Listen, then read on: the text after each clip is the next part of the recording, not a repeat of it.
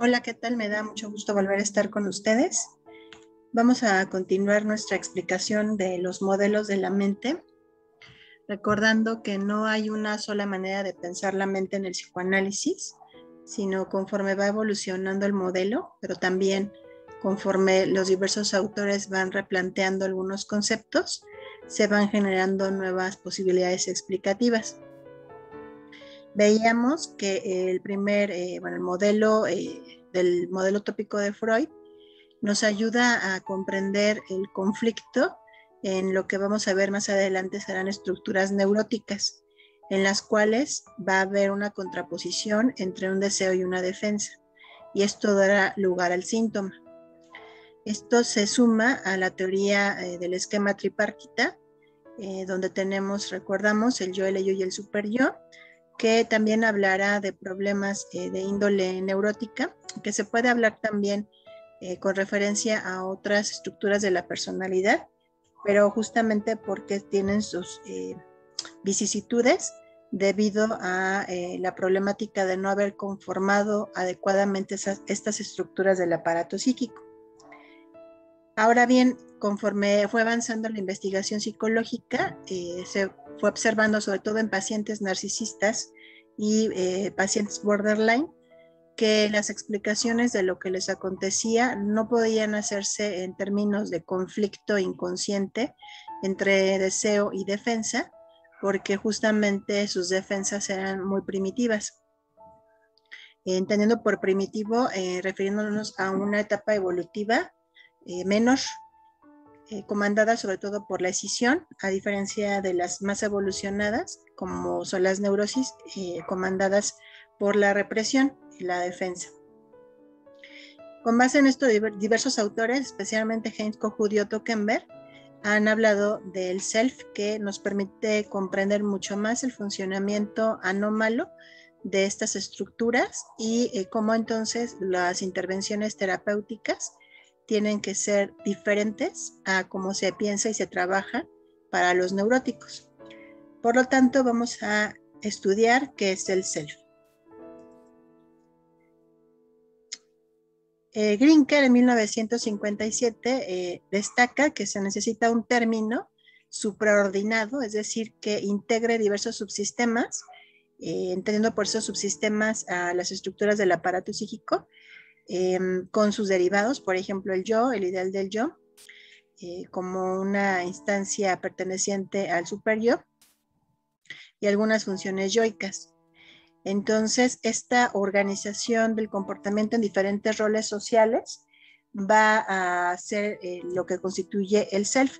Vamos a ver un poquito más adelante, pero el self entonces incluye una identidad social, ¿no? Que podría ser la identidad como padre o madre, la identidad religiosa, la identidad corporal, la identidad sexual, etcétera. Pero que esta identidad no se consolida de la noche a la mañana, que lleva un proceso evolutivo, y cuando ese proceso evolutivo no se puede llevar de la manera adecuada, vamos a tener fallas en el self, ¿no? Que sería el sí mismo, que no es propiamente la identidad, sino una integración de estos subsistemas. Es decir, el self es tanto consciente como inconsciente.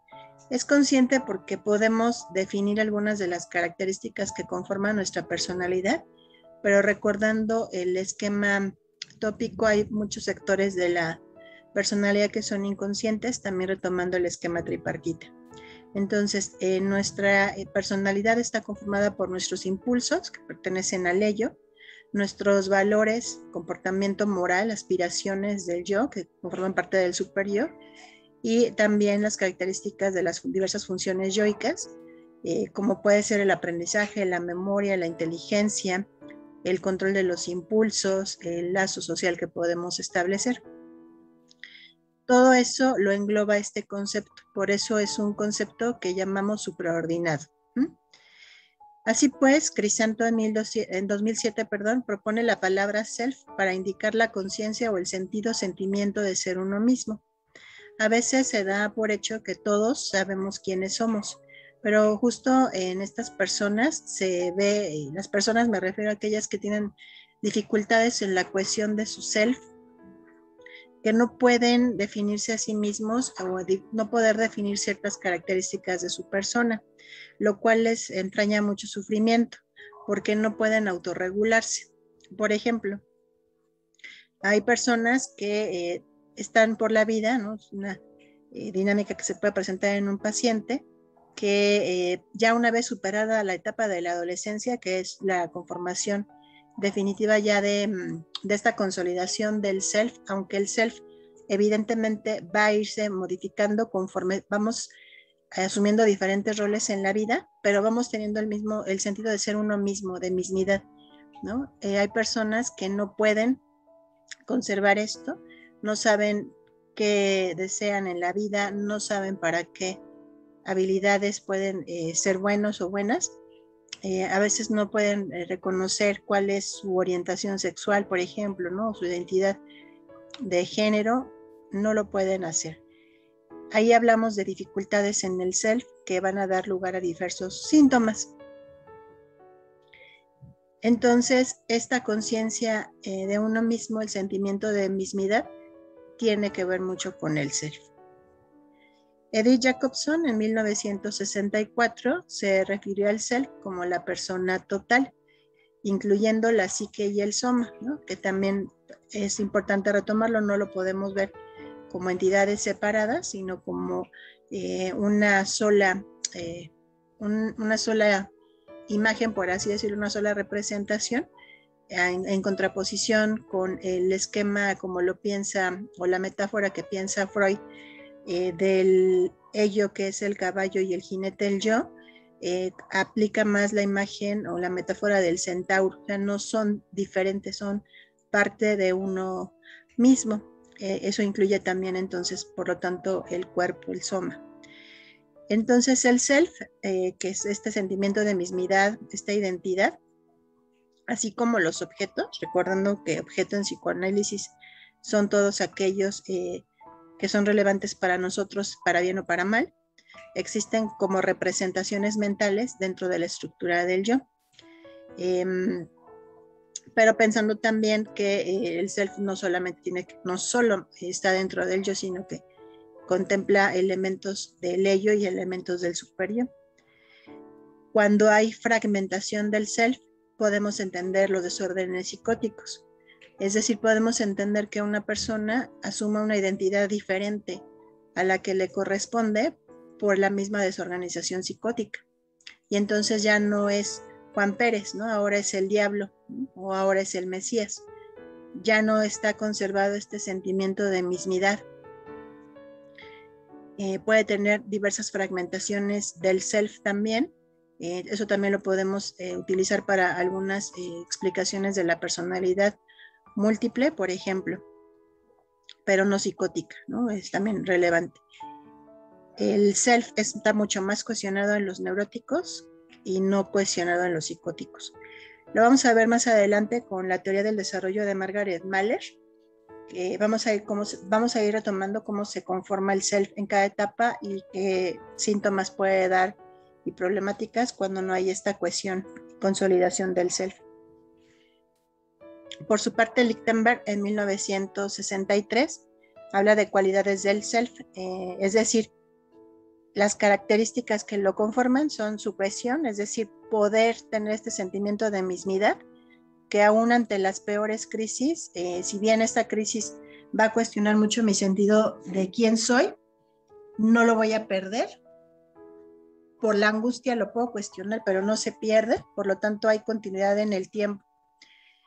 Y en una persona que no tiene cohesión del self, siempre va a estar muy expuesto a la dependencia hacia los otros para tratar de definir quién es, y las crisis las va a pasar de una manera muy difícil. Hace un momento hablaba de la adolescencia. Estas características, como pueden ver, son muy semejantes a lo que vemos en términos de desarrollo en la adolescencia, porque todavía está en consolidación el self. Si bien este va a estar a prueba toda la vida, ya se espera una cohesión definitiva en esta etapa. Por lo tanto, la evaluación de las características o cualidades del self en la adolescencia debe hacerse con especial cuidado. Así pues, el grupo de trabajo PD en 2008 propone que el self comprende la totalidad de las imágenes internas de una persona sobre sí misma y afirman que la formación de una identidad exitosa con suficiente continuidad y cohesión, como ya lo expliqué, asegura la relación de la autoestima. En personas que no tienen esta cohesión y continuidad del self, si reciben críticas del exterior, se tambalea mucho, por eso es muy característico de las personalidades narcisistas, por eso demandan tanto la admiración de los demás, porque no pueden regular su propia autoestima con base en sus representaciones internas, ¿no? Es decir, si alguien les critica, pues se les viene el mundo encima y generalmente reaccionan con agresión, devaluando al otro. No hay una elaboración interna que permita pensar que esa es la opinión del otro, pero yo tengo mi propia opinión. Por eso un self-cohesivo asegura la regulación de la autoestima. Cuando existen representaciones contrarias del self, es decir, no puedo tener una integración de quién soy, se presentan sentimientos de inseguridad y desánimo y por lo tanto conflictos. Estos trastornos se pueden presentar en varias áreas parciales de la identidad, como son la corporal, la sexual, la familiar, la étnica, religiosa, social, política, emocional y laboral. Si bien todos estamos expuestos en algún momento de crisis a cuestionar todas estas identidades, eh, aunque haya desempleo, por ejemplo, ¿no? Un cuestionamiento de la identidad laboral, o sea, haya inclusive un despido y por eso el desempleo, la persona se cuestiona sus capacidades, va a poder tener este sentimiento de mismidad y confiar en que podrá encontrar un trabajo diferente y probablemente hasta mejor si tiene un self-cohesivo, pero si no, puede ser inclusive que se desestructure psicóticamente, ¿no? O cualquiera otra problemática de estas que estamos mencionando, por ejemplo, sería un caso grave o en el términos de una estructura borderline, recurrir a la dependencia hacia otro, una dependencia extrema, para tratar de subsanar la dificultad de la autorregulación. Por lo tanto, el self es un concepto muy importante y que nos permite entender mucho más las problemáticas de las organizaciones límite, entre las cuales tenemos el narcisismo, según Otto Kemper. Hay otras clasificaciones que las ubican con un funcionamiento similar, pero no igual, o sea, no como una estructura límite. Pero bueno, tienen mucho de problemáticas en la regulación del self. En el caso de los neuróticos, también se utiliza el self para explicar alguna sintomatología, pero ubicando sobre todo lo que les mencionaba hace un momento, la problemática entre el conflicto entre el deseo y la defensa, y pensando que el deseo viene sobre todo del el reservorio pulsional, que es el ello, y la defensa la aplica el yo, pero porque tiene que resolver esta exigencia ya sea del superyo o del mundo exterior. También es una situación que genera un conflicto en el self, pero no que lo va a desorganizar de manera psicótica, por ejemplo, de manera borderline, sino de manera neurótica, con diversos síntomas como, pues a lo mejor alguna sintomatología obsesiva, alguna sintomatología conversivo-fóbica, si seguimos a Freud. Esta imagen que les pongo es de Heinz Kohut, que desarrolla mucho el tema del self con base en su estudio de los trastornos narcisistas, porque considera que este sentido de cohesión del self es de lo que adolecen estas personalidades. Por eso requieren mucho la admiración y se muestran ante los otros como grandiosos. Ahora sí aplica el dicho, dime de lo que presumes y te diré de lo que careces, porque no pueden regular su autoestima si no es en la devaluación del otro o recibiendo la admiración del otro, pero viéndolo como un objeto del cual se benefician, más no un objeto como un igual al que hay que respetar y no explotar. Esta consolidación o cohesión del self también se llama en otros autores el sentido estable de la identidad. Cuando no se tiene, como ya lo he mencionado, se presentan diversas psicopatologías graves.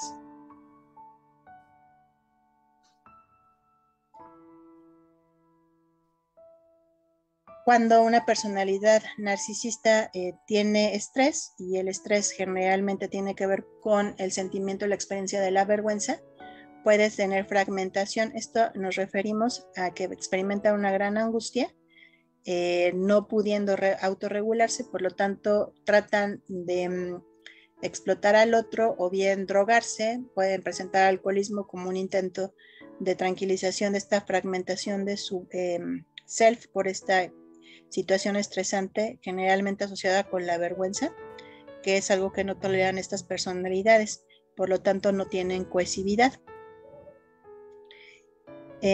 Menciona Heinz Kohut que entonces el self es una constelación psicológica organizada y duradera que ejerce una influencia continua, dinámica y activa sobre la conducta, porque va a regular tanto los impulsos, pero sobre todo la regulación de la valoración de uno mismo, es decir, la valoración de la representación que tenemos de nuestro self.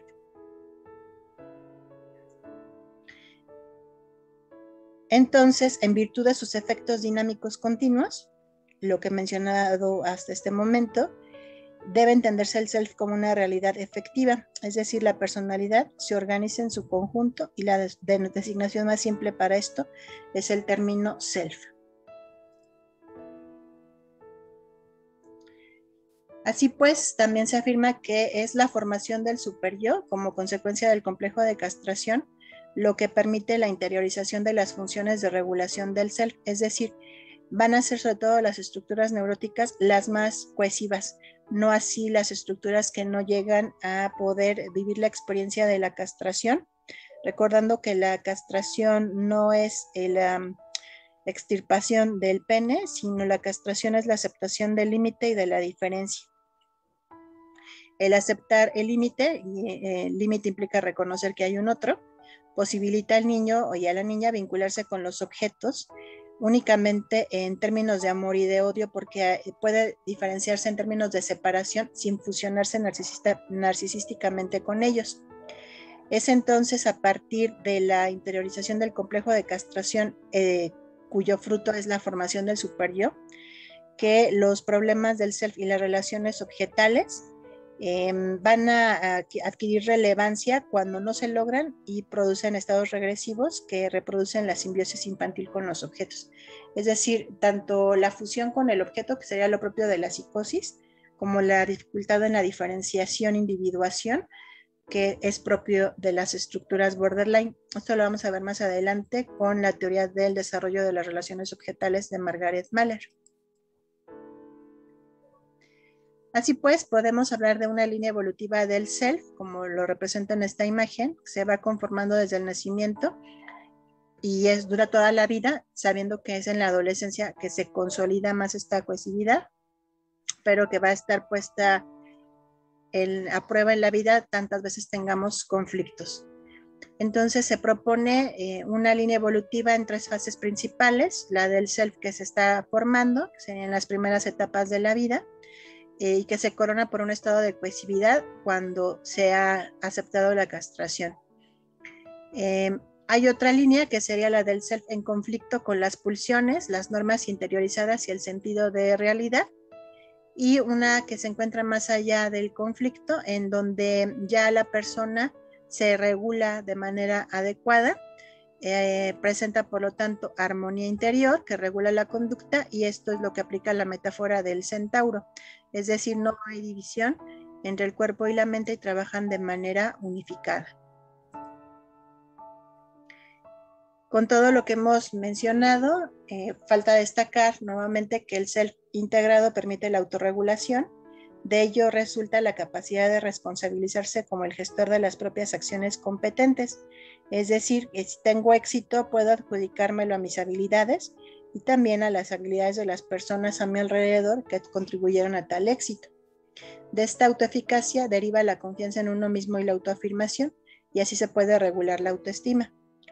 Así también el self integrado favorece la protección de las relaciones con los otros frente a los propios impulsos, es decir, podemos regular nuestras conductas frente a los demás la mayoría de las veces, pero también resguarda los propios intereses para que no se pierdan ante la influencia de los otros. Es decir, un self cohesivo también, pese a lo que le digan los demás, si bien les puede conceder la posibilidad de reflexionar sobre lo que le proponen. No es que presente una dependencia tan extrema que no pueda tomar ninguna decisión por sí mismo. Si lo hacen, no hay cohesividad en este self. Y bueno, aquí están las fuentes, si quieren consultarlas, una de ellas ya la tienen en su bibliografía para revisar de lo que les acabo de mencionar, pero hay muchas más, hay muchas teorías del self. Esto es solo para hacer una introducción suficiente para pensarlo con nuestros participantes en esta unidad de aprendizaje, observar operacionalmente, sobre todo este texto de diagnóstico psicodinámico operacionalizado me parece muy, muy bueno para poder tener ideas de cómo podemos evaluar el self y poder de ahí tratar de comprender la experiencia del otro, pero así también poder diseñar un plan de intervención psicodinámica adecuada. Esto lo vamos a ver más adelante, con base en el diagnóstico psicodinámico, obviamente, y el diagnóstico estructural. Por mi parte es todo, les agradezco mucho su atención y quedo atenta a cualquiera de sus dudas. Que estén muy bien. Gracias.